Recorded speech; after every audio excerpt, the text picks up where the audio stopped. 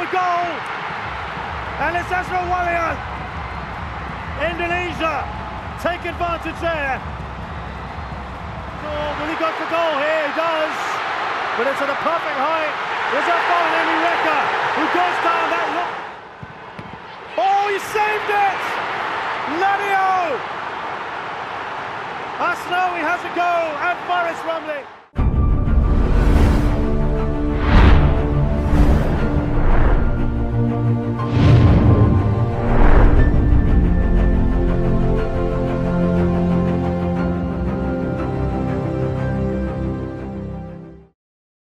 Halo sahabat Mr. G, jumpa kembali bersama dengan saya Marinus Gea di Mr. G Podcast. Kali ini kita akan berbicara soal ramenya sepak bola yang sedang berlangsung, yaitu AFF 2021.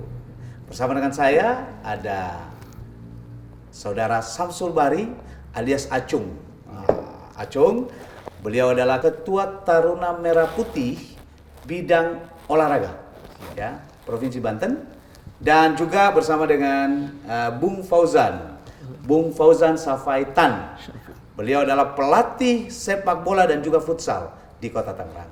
Sahabat Mr. G, minggu kemarin kita menyaksikan bagaimana kemenangan Indonesia terhadap Singapura yang kembali memenangkan 4-2 menjadi agregatnya 5-3.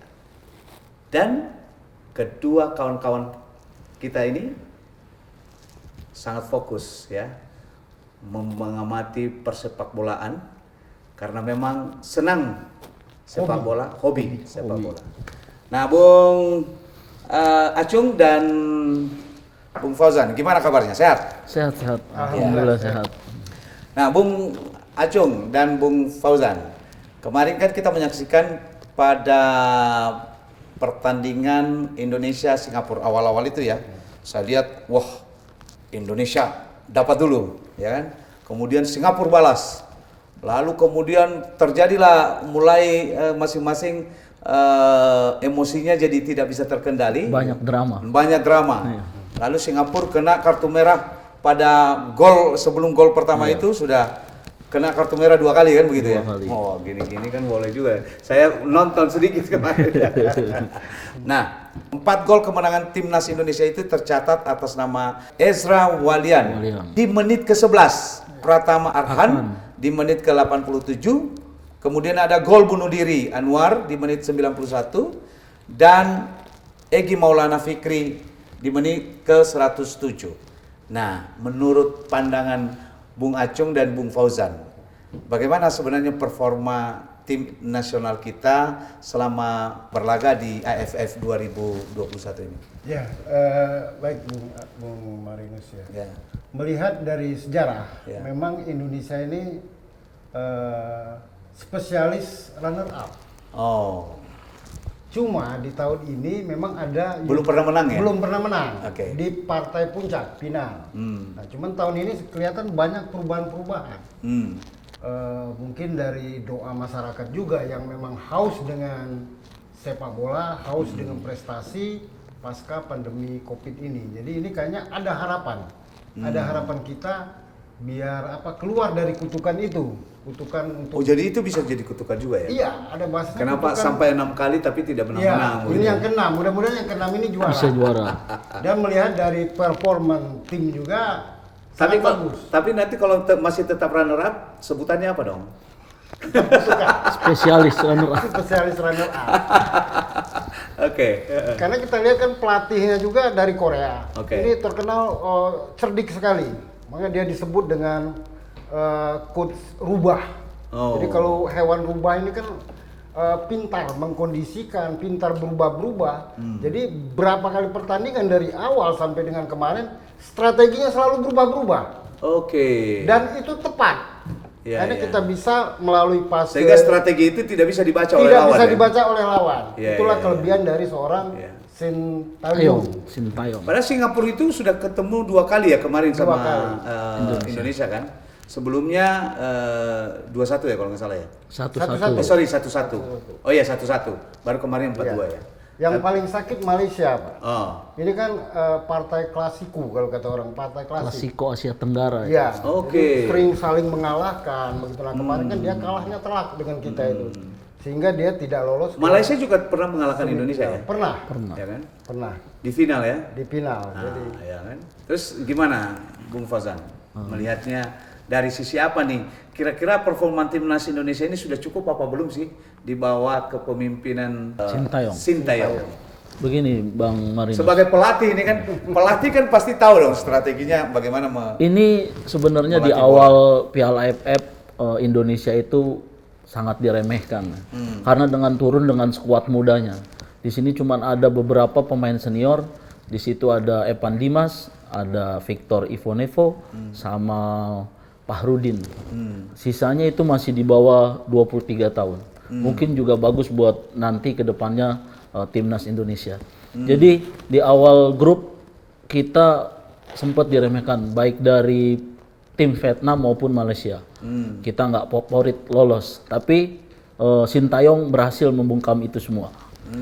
Jadi ya emang Sintayong ini pelatih ya kalau dibilang ya udah kelas dunia.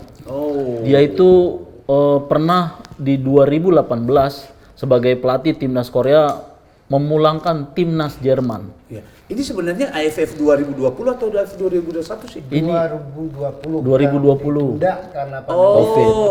Tadi saya sebutkan AFF 2021 ya. Harusnya AFF 2020 yang dilaksanakan di 2021. Oke, lanjut. Ya dengan sekuat muda ini kita sampai berhasil di final, menurut saya itu prestasi yang luar biasa. Ya walaupun nanti gagal ya tapi saya berharap nggak bakal gagal untuk kali ini. Tapi pelatih Indonesia juga sebelum AFF 2020 ini dari luar juga kan? Sintayong dari Sintayong 2020 udah melatih dia di Indonesia. Enggak, maksudnya sebelum AFF 2020. Bukan Dia mulainya sebelumnya di 2019 terakhir itu Luis Milla dari Spanyol. Oke. Nah, terus lanjut ke Sintayong dengan event banyak yang ditunda karena Covid. Event pertamanya di kualifikasi Piala Dunia. Kita di 3 pertandingan terakhir ketemu Thailand, Vietnam, satu lagi Uni Emirat Arab kalau nggak salah itu. Oke. Nah itu event pertama dia. Nih event keduanya Sintayong di Piala AFF. Ya kalau dilihat ya itu tadi yang seperti Bung Acung bilang, dengan strategi berubah-ubahnya timnas Indonesia ini sulit diterka lawan. Jadi dia selalu menyesuaikan dengan lawan yang dihadapi. Padahal sebenarnya strateginya gitu-gitu aja ya. Kan kejar bola, over bola, kan begitu ya. Pemain kita tapi terkenal strateginya dengan apa? Ini, Bung, terkenal dengan kecepatannya. Oke. Jadi kita kan punya pemain juga yang kebetulan tidak terlalu sering berhadapan dengan Thailand. Iya. Macam ada pemain baru yang naturalisasi, Elkan Bagot, itu kan dari Ipswich, Inggris, kemudian kita tarik kan, kemudian juga ada yang main di Eropa, si Egy Maulana. Jadi berapa total pemain naturalisasi sekarang di timnas kita saat ini? Ada Victor Yang ikut di AFF 2020 ya? Victor Ivonevo sama Elkan Bakot. 2 orang ya? 2 orang. Ya. Singapura juga malah ada 2 orang nih? 3 Bang. Ezra William. Oh, Ezra William. Di Singapura juga ada orang Indonesia loh di situ. Iya. Ada 2 orang kakak adik kalau nggak salah ya? Ada anaknya Pandi Ahmad. Jadi iya. Lalu kita ingat zamannya kita dulu, dia pernah main di Niat Mitra Surabaya dan sempat mengalahkan kalau nggak salah klub Arsenal ya. Arsenal, kemudian dia terakhirnya berkarir di Groningen Belanda dan itu nurun ke anaknya sekarang. Kenapa kok mereka tidak main di Indonesia? Kenapa harus di Singapura ya? Sementara kita harus juga cari pemain di luar Indonesia gitu. Ya mungkin pilihannya. Oh iya, bukan karena ada sesuatu ya? Bukan. Okay. Sahabat Mr. GTV, sebelum saya lanjutkan, saya sampaikan kepada para sahabat bahwa dalam percakapan kita tentang persepakbolaan dan pertandingan di AFF 2020 ini, di Mr. G Podcast ini, nanti kita akan juga menyelenggarakan untuk para sahabat Mr. G yang melihat dan menyaksikan konten kita, menyelenggarakan sebuah tebak-tebakan kuis ya, dan kuis itu berhadiah ya.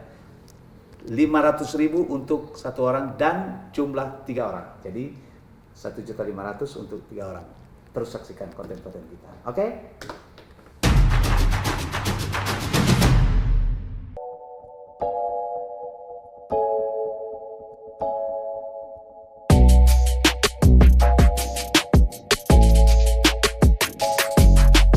Sahabat Mr. G, kami kembali untuk melanjutkan pembicaraan yang kira-kira prediksi apa yang akan kita bisa prediksikan di AFF 2020 ini. Bung Acung dan Bung Fauzan, ini kan ada fakta yang mengatakan bahwa dalam sejarahnya Indonesia itu selalu menjadi runner-up. Ya. Setelah pertandingan kemarin, ini kan Indonesia sudah masuk final. Ya kan gitu ya. Lalu kemudian sudah pasti nih bahwa Indonesia akan berhadapan dengan Thailand. Thailand itu ya Indonesia pernah berlaga 3 kali di final dan tetap menjadi runner up. Nah, kira-kira nih pertandingan yang akan dilakukan nanti pada 29 Desember ini, akankah Indonesia menjadi juara baru atau masih tetap akan menjadi runner up? Gimana? Ya, jadi begini Bung. Memang ini unik, 2 negara ini masuk ke final, jadi di saat dapat hukuman. Jadi di final itu tidak boleh mengibarkan bendera kebangsaan ya, betul. Karena ya, Indonesia juga mengalami sama. itu. Betul. Ini makanya saya bilang kayaknya sejarah akan terulang. Saya optimis kita akan menang. Berapapun skornya ya. Ya, mungkin melihat dari leg 1 atau leg 2 secara akumulasi mungkin kita akan menang. Karena saya lihat ini agak beda nih. Sekarang Indonesia punya tim ini bagus banget. Oke. Ada pemain-pemain yang tidak bisa ditebak kecepatannya. Kalau Thailand itu umumnya memulai serangan dari belakang. Oke. Dia akan lebih simpel mainnya. Makanya kalau kemarin dia sempat mengalahkan Vietnam di semifinal ya itu karena kesimpulan dia simpel dan dia menang dengan bola-bola tinggi. Nah, kelemahannya adalah 1 lawan 1. Ketika 1 lawan 1 dengan kecepatan pemain kita mungkin akan membuyarkan konsentrasi mereka buat menyerang kita. Nah, mungkin itu dari saya, Bung. Kalau Bung Fauzan gimana? Sebagai pelatih, pasti bisa melihat juga baik dari sisi timnas Indonesia dan juga dari sisi tim yang di Thailand itu. Kira-kira kekuatannya lebih bagus mana? Atau kalau bola itu kan paduan ya antara strategi dan juga kekuatan fisik dari para pemain gitu. Oke, Bung Marinus. Kalau saya lihat ya di AFF kali ini Indonesia dengan turunnya dengan pemain muda, saya sih tetap optimis karena saya yakin Sintayong itu pelatih cerdas ya. Mungkin di leg pertama kita bisa draw kalau menurut saya. Nah, untuk di leg kedua kita bakal mencuri poin di sana. Minimal dengan 1 gol kalau menurut saya. Ya kalau dilihat di pertandingan sebelumnya di kualifikasi Piala Dunia, kita itu sempat menang 2-0 duluan dengan Thailand. Oke. Dengan menerapkan strategi counter attack. Ya. Di situ kita bermain sabar. Dengan sedikit-sedikit mengintip kelemahan celah pertahanan lawan. Ya mungkin tidak beda jauh nih, saya rasa di pertandingan kali ini Sintayong bakal menerapkan strategi seperti itu. Tapi yang kita tahu sendiri, Sintayong ini banyak berubah-ubah taktik dan strategi. Nah itu dia, mungkin pelatih lawan pun nggak gampang menganalisa. Ya walaupun dengan hampir pemain yang sama, tapi secara taktikal dia selalu berubah-ubah. Contohnya di pertahanan, kadang-kadang itu Indonesia pakai back 3 sejajar. Oke. Kadang-kadang dia pakai back flat 4. 3 sejajar ya? 3 sejajar. Oh jadi ganti-ganti ya? Ganti-ganti. Itu udah beberapa kali ganti dari penyisihan grup sampai semifinal. Nah di semifinal 2 terakhir itu kita pakai dengan 3 back sejajar. Nah itu dia, makanya kita menanti kejutan berikutnya strategi Sintayong. Saya pikir dia bakal bisa menaklukkan Thailand di leg kedua. Dan kita berhasil juara. Menurut Bung Fauzan, strategi apa sih yang terbaik gitu loh? Yang tadi disebutkan ini ada 3 sejajar, ada back 4 dan sebagainya. Yang paling bagus itu pertahanannya. Kalau menurut saya dari komposisi pemain dan lihat calon lawan yang kita hadapi, kita lebih baik pakai 3 sejajar. Oh, kenapa? Karena lebih rapat pertahanannya. Oh. Kita pakai seperti itu seperti di lawan Vietnam di penyisihan grup. Kita berhasil menahan imbang tim Vietnam yang notabene udah pengalaman, dia berhasil lolos ke babak 3 ke knockout di Asia, kita bisa menahannya. Nah, mungkin lebih bagus seperti itu. Karena Thailand dengan tim yang di atas rata-rata, kita harus sedikit agak bertahan. Menurut Bung Fauzan, prediksi Indonesia menang berapa? Kalau di leg pertama 0-0. 0-0. Di leg kedua Indonesia menang 1-0. 1-0. 1-0. Yakin? Yakin. Bung Samsul. 2-1 leg pertama. Leg pertama 2-1. Oh, jauh sekali ya. 2-1. Leg kedua? Leg kedua draw mungkin. Draw. Draw. Oke, ini dicatat tuh. Nanti kita buktikan 29 Desember ini ya. dan 1 Januari. Dari semua peserta AFF, siapa peserta terbaik menurut pandangan Bung Acung dan juga Bung Fauzan? Bung Acung, silakan. Ya, kalau sampai dengan sekarang kan 2 negara yang di final ini belum terkalahkan. Oke. Berarti siapa yang juara dia yang terbaik berarti kan? Itu yang terbaik itu kan tidak hanya dinilai dari sisi soal menang atau tidak ya, tapi kekompakan, Iya, cara kekompakan. bermain dan lain sebagainya. Dan jangan lupa, Bung, artinya di final itu faktor pelatih menentukan. Oke. Kenapa saya sangat senang dengan pelatih kita ini, dia sangat disiplin sekali. Jadi ada 3 prinsip yang dia tanamkan ke pemain kita itu. Satu, mereka tidak boleh melakukan kesalahan dasar passing-passing. Basic teknik. Passing bola, sisi teknik. Oh. Kemudian yang kedua juga, dia tidak boleh bermain hopping.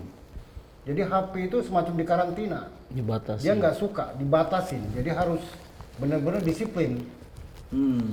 Kemudian yang ketiga itu orangnya disiplin banget dan dia memang disukai. Nah, beda dengan pelatih Thailand. Pelatih Thailand ini baru gabung, si Alexander Polking Polking ini baru gabung bulan November kalau tidak salah. Jadi menggantikan pecah juga pelatih Jepang. pemain-pemain di Thailand itu kan ada yang suka atau tidak suka begitu. Artinya itu menjadi sisi positif buat Iya. kita juga gitu ya, buat Indonesia ya. Jadi loyalitas ke pelatih itu kita lebih unggul. Iya. Kenapa cinta bola? Ya karena ini masyarakat banyak itu kan rata-rata di Indonesia ini ya mungkin di dunia ya. Kalau bisa Fauzan diadakan di planet juga mungkin mereka akan nonton. Iya. Kalau Bung Fauzan kan pasti cinta bola karena dia pelatih bola gitu ya. Dan saya juga profesinya dulu pemain sepak bola. Oh, profesinya juga pemain sepak bola ya. Oke. Kita sering bilang ya, kalau kita lihat ya banyak olahraga yang dipertandingkan ya. Tapi giliran bola itu dipertandingkan gitu ya. Penontonnya, antusiasme masyarakat itu luar biasa. Kenapa bisa begitu seperti itu? Ya, kalau sepak bola itu menyentuh lapisan masyarakat manapun. Ya, dengan sepak bola ini apalagi Piala AFF. Selalu Indonesia kalau sampai masuk final, euforianya itu seluruh masyarakat Indonesia semuanya euforia.